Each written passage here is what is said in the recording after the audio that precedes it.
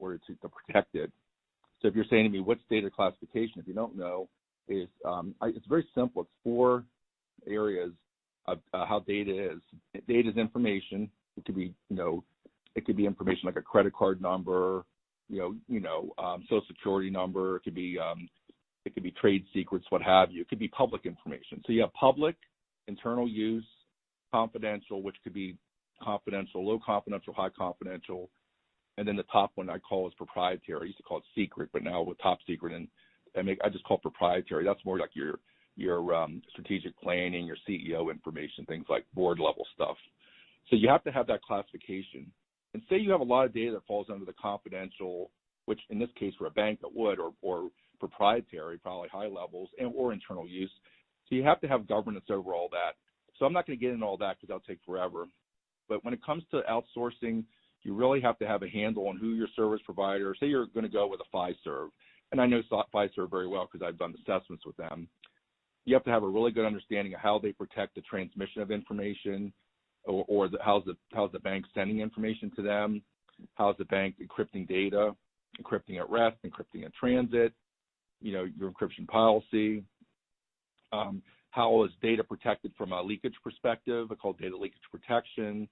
Do you have tools set up that, and this is from your perspective from the bank, that monitors that anything unusual patterns of data that go out the door or through an email message or another back door is caught, is quarantined, is investigated before it's allowed to escape from the organization? So all those things really need to be taken into consideration. And as we're talking about vendors now, I'm not going to talk about the organization. Your organization should already have these in place. So if your organization already has these in place and they're robust, the party you select should have the same controls. And that's a good point, I guess, for the vendor selection I didn't mention is when you're going through the selection process I was just talking about, one of the things is has there been a vendor process done to review the vendor? In reviewing them for cyber, reviewing them for operational risk. If you're doing collections, you could even review them. Are they handling collection efforts in timely by FDCPA standards, Fair Debt Collection Practices Act? I'm just giving an example. There's so many different things that you have to make sure the vendor's doing. It's almost like going out and testing them. And a lot of the robust banking vendors already have been beat up on all these things. So the Fiservs of the world, I keep using them because I know them. They'll have SOC 1 reports. They'll have SOC 2 reports. If I'm saying anything you don't know, just stop me.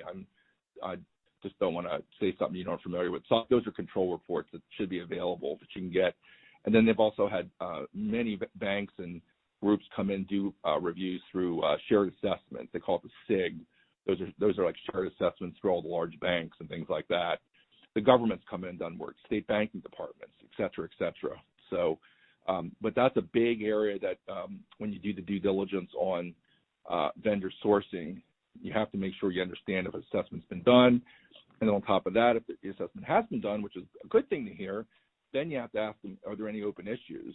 Going back to your question about cyber risk, the big thing to ask is, are there any open, high risk or day zero issues? I call day zero like critical, you have to get fixed right away. I had one out in my vendor out in Denver. They had a multi-factor authentication issue, which needed to be addressed for an outward-facing application. And that's when most banks require a second form of authentication in addition to your log-on ID and password. Well, one of the applications I found, lo and behold, didn't have MFA on it. And that would have been, I consider it day zero, get it fixed immediately. Of course, we ran into funding issues with it, so those are the things you run into when you do due diligence.